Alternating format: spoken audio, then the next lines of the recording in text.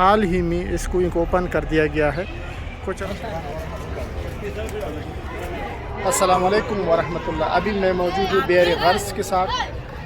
اس کو جنت کنواں بھی کہتے ہیں، بئر عمر بھی کہتے ہیں۔ شاید آپ لوگوں کو بیک گراؤنڈ میں بہت زیادہ شور سنائی دے رہا ہو، اس کی وجہ یہ ہے کہ ایک تو یہاں پر بہت زیادہ زائرین آئے ہوئے تھے، اور دوسری بات یہ ہے کہ یہاں پر نزدیک میں ایک مدرسہ بھی ہے، اسکول کے بچے جس میں پڑھتے ہیں، تو اس کی وجہ سے بھی بہت زیادہ شور سنائی دے رہا ہے۔ یہ وہ کنواں مبارک ہے جس میں نبی کریم صلی اللہ علیہ وآلہ وسلم نے اپنے لعاب دہن اور شہد انڈیلا تھا، اور اس کے بارے میں نبی کریم صلی اللہ علیہ وآلہ وسلم نے فرمایا تھا کہ جب میں فوت ہو جاؤں، اس دنیا فانی سے رخصت ہو جاؤں، تو میرے لیے اسی کنویں کا پانی استعمال کرنا غسل کے لیے۔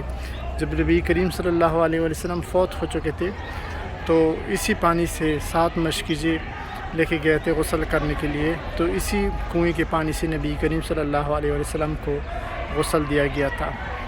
یہ مسجد قباء کے بالکل نزدیک واقع ہے۔ تقریباً آپ مسجد قباء سے پیدل آنے میں تقریباً آپ کو 10 منٹ لگیں گے۔ نبی کریم صلی اللہ علیہ وآلہ وسلم اس کنویں کے پاس جاتے، اس کا پانی نوش فرماتے، وضو کرتے، ایک مرتبہ کلی کر کے پانی اس میں ڈالا، تھوڑا سا شہد بھی ڈالا۔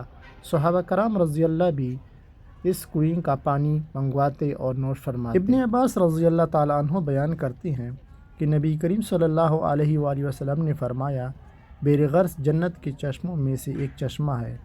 سیدنا عمر رضی اللہ تعالیٰ عنہ بیان کرتے ہیں کہ نبی کریم صلی اللہ علیہ وآلہ وسلم ایک مرتبہ بئر غرس کے کنارے پر تشریف فرماتے، اور زبان مبارک پر یہ الفاظ تھے کہ میں نے رات کو خواب میں دیکھا ہے کہ جنت کے چشموں میں سے ایک چشمے پر بیٹھا ہوا ہوں، یعنی بئر غرس پر۔